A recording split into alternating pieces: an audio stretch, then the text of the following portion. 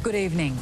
We begin with children who've lost their childhood and some are only 12 years old, working as staff members at the Church of Scientology full-time, an organisation which in the United States was accused of tearing families apart and forcing teens into 80-hour work weeks with no time for a formal education. Now just look at what they're doing here. Bryan Seymour with our exclusive investigation.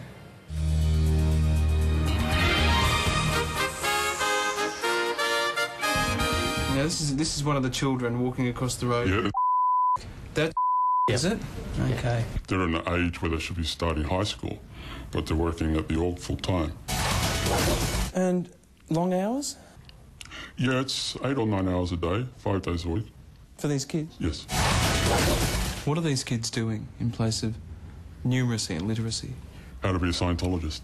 It's nearly 8 o'clock in the morning in the heart of Melbourne City. Staff at the Church of Scientology on Russell Street are arriving at work. Who do we have walking along the street here? So in the red jacket is... This is a 13-year-old boy? Yeah, he would be 13. He was 12 when he started on full-time staff. Full-time staff, full-time work. Yes. What sort of work is a child of that age doing at the Church of Scientology? Mostly clerical or admin type of work. So he'll just be... Like a mailboy. Yeah. Yeah. This 13-year-old boy is one of 8 children we filmed on various weekdays over several weeks. While most children are starting school, these children arrive at the Church of Scientology. To start... He's in there to start a day of work. To start a full day of work? That's right. What sort of... That's what they do 5 days a week. What sort of tutoring, homeschooling is he getting in there? He's supposed to be getting homeschooling for, I think it's 3 hours a day, 5 days a week, but he's not getting any. Our source recently left Scientology after several years on staff and says he felt compelled to speak out for these children. He asked to remain anonymous, saying he fears the Church of Scientology will target him for speaking out. Who's that with him? That's... She's a young person, yeah, isn't she? I think she's about 15 or 16. She's been on staff for a couple of years. She's been on staff, 15, 16, been on staff a couple of years. Yeah, at least 2 years. What sort of work would she be doing? She's training to be an auditor. So, TTC. At that age? Yeah. Training to be an auditor? Correct. It would be astonishing, except it's not the first time. I was in a room that was maybe 8 by 10 feet. Maybe 8 by 12 feet, with 6 people. That was where we lived. A child Scientologist for years, Astra Woodcraft left the California branch when she fell pregnant, fearing she would be forced to have an abortion. She also tells of being molested and given alcohol at 13, worked incessantly, and at the age of 15, she was told to counsel a 40-year-old man with a problem. And I had to tell him that he couldn't masturbate. I had to have him read a policy where L. Ron Hubbard says masturbating is bad. This girl in Melbourne is, we're told, training to be a counsellor. In Scientology, they're called auditors. This is a child. That's right. They're training her to do that. Correct. Of course, it's not only children.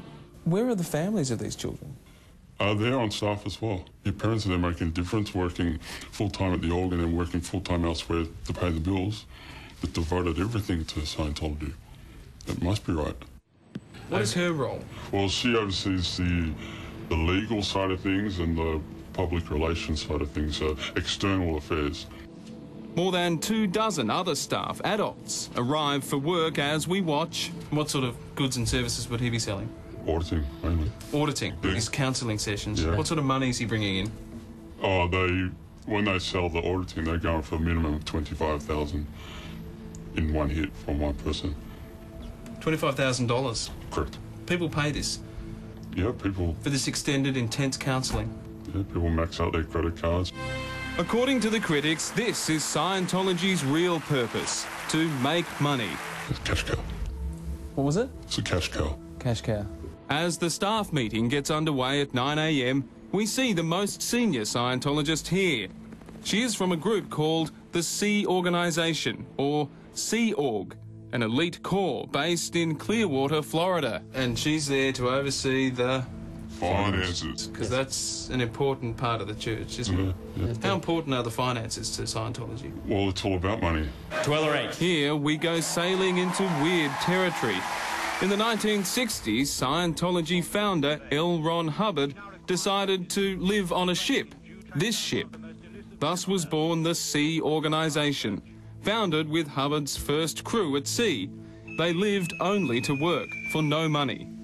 In this BBC documentary shot in 1967, the elusive Hubbard was tracked down to a small port in North Africa, where he agreed to this interview. Skio, which means knowing how to know in the fullest sense of the word, ology, which is study of. So it is actually study of knowingness. What does it do for you, in theory?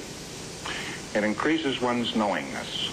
But if a man were totally aware of what was going on around him, he would find it relatively simple to handle any outnesses in that.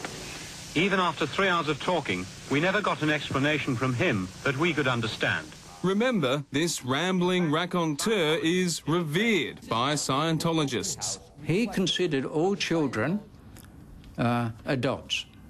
Sydney man David Graham joined Scientology in the 70s and quickly rose in the ranks. He was a case supervisor responsible for the whole of the eastern seaboard of the United States. He says children in the Sea Org in the 1980s had a very rough ride. One in particular said that she did very little schooling whatsoever, and they were working from 9 a.m. through until about 11 p.m, and some days going through to 2 a.m. Recently in America, 2 former Scientology children spoke out. One of them is Jenna Hill, who was also the niece of the head of Scientology, Tom Cruise's best mate, David Miscavige. You don't sign up for the nights where you stay up all night, sleep 2 hours, stay up all night, the next night, sleep 2 hours. I saw my mom probably a half an hour one time from when I was 12 till I was 16. I saw my dad maybe 3 times for a half an hour each time from 12 till I was 16. Are all the underage kids there because their parents are members? Yes. Without exception? Without exception, correct. He's in charge of the communications department. He's his own man? He's in charge of... Yeah, I think he's about 15. He's about 15? But he's been on staff for about 2 years. This is a 15-year-old boy? And he's in charge of the communications department? Yeah. This child runs the mail boys, plus the computers, emails and electronic communications between different branches of the church. So he's running the communications? Yes. In Scientology instead of studying in class? He wasn't doing any study while I was there, except for Scientology study. Well, again, I have to ask you, not doing any study, not getting any homeschooling? No. I find it very hard to believe, but I accept that it is happening. If proven true, how serious is this? I would expect that the public would be totally outraged on this one, and they would demand action on it. David says he doesn't have a problem with people studying Scientology. He doesn't think it's worth it, but says people should have the choice. But the church, the structure of the church, I believe that should be dismembered brick by brick. And I personally believe it is happening. David has even joined the worldwide protests held by a group called Anonymous, calling for Scientology to be outlawed.